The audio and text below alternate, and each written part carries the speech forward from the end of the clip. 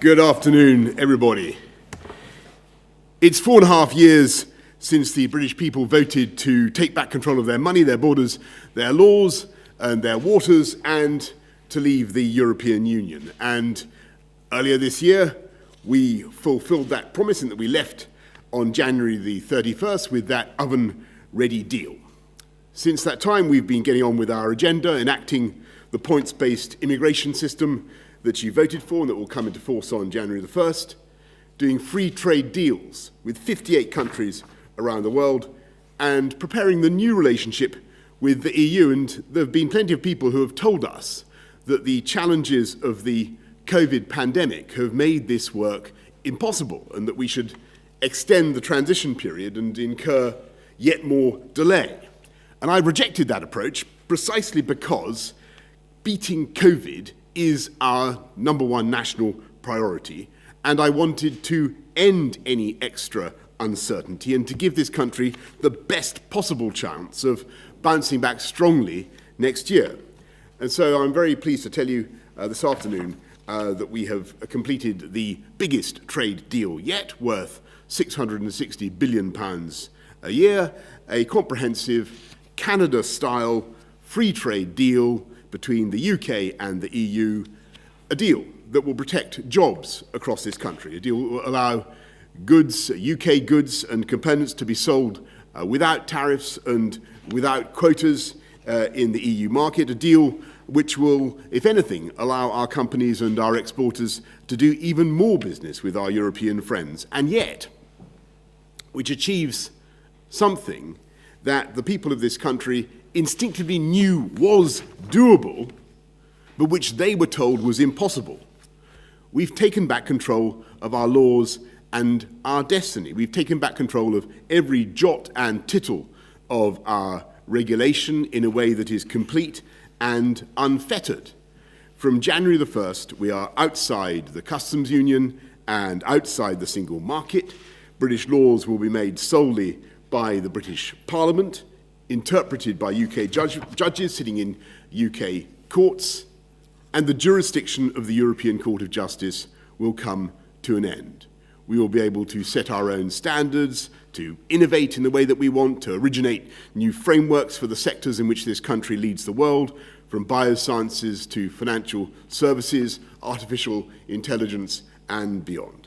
We'll be able to decide how and where we're going to stimulate new jobs and new hope with free ports, new green industrial zones. We'll be able to cherish our landscape and our environment in the way we choose, backing our farmers, backing British food and agricultural production. And for the first time since 1973, we will be an independent coastal state with full control of our waters. With the UK's share of fish in our waters rising substantially from roughly half today to closer to 2/3 in 5.5 years' time, after which there is no theoretical limit beyond those placed by science or conservation on the quantity of our own fish that we can fish in our waters. And to get ready for that moment, those fishing communities will be helped with a big £100 million programme to modernise their fleets and the fish processing industry. And I want to stress that although, of course, the arguments with our European friends and partners were sometimes fierce, this is, I believe, a good deal for the whole of Europe and for our friends and partners as well. Because it will not be a bad thing, in my view, for the EU to have a prosperous and dynamic and contented UK on your doorstep. And it will be a good thing. It will drive jobs and prosperity across the whole continent. And I don't think it'd be a bad thing if we in the UK do things differently or take a different approach to legislation. Because in so many ways, our basic goals are the same. And in the context of this giant free trade zone that we're jointly creating, the stimulus of regulatory competition will, I think, benefit us both. And if one side believes it's somehow being unfairly undercut by the other, then subject to independent third-party arbitration and provided the measures are proportionate, we can, either of us, decide as sovereign equals to protect our consumers or businesses. But this treaty explicitly envisages that such action should only happen infrequently. And the concepts of uniformity and harmonization are banished in favor of mutual respect and mutual recognition and free trade.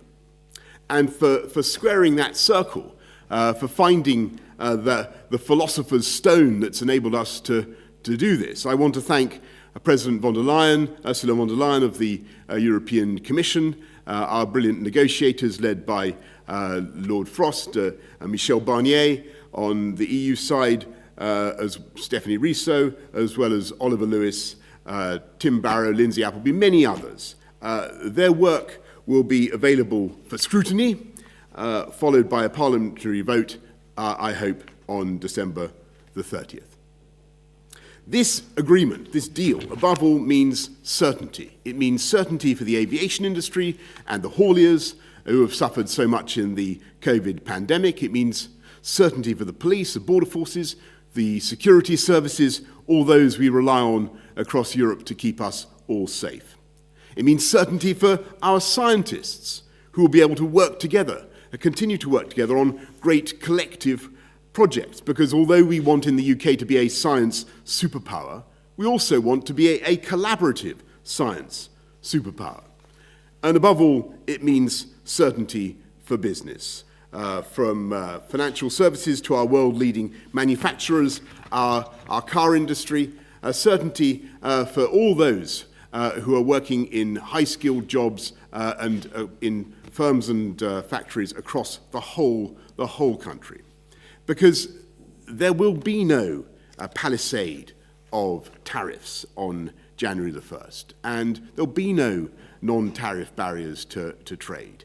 Instead, there will be a giant free trade zone of which we will at once be a member and at the same time be able to do our own free trade deals as one UK, whole and entire England, Northern Ireland, Scotland, Wales together. And I should stress this deal was done by a huge negotiating team from every part of the UK, and it will benefit every part of our United Kingdom, helping to unite and level up across the country. And so I say again directly to our EU friends and partners, I think this deal means a new stability and a new certainty in what has sometimes been a fractious and difficult relationship. We will be your friend, your ally, your supporter, and indeed, never let it be forgotten, your number one market. Because although we have left the EU, this country will remain culturally, emotionally, historically, strategically, geologically attached to Europe. Not least, of course, through the 4 million EU nationals who have requested to settle in the UK over the last 4 years and who make an enormous contribution to our country and to our lives.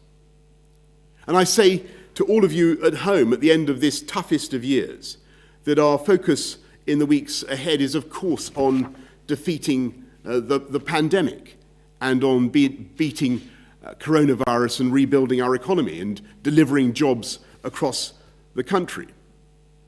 And I'm utterly confident that we can and will do it. By today, we've vaccinated almost 800,000 people. And we've also today resolved a question that has bedeviled our politics for decades. And it is up to us all together as a newly and truly independent nation to realize the immensity of this moment and to make the most of it. Happy Christmas to you all. That's the good news from Brussels. Now for the sprouts.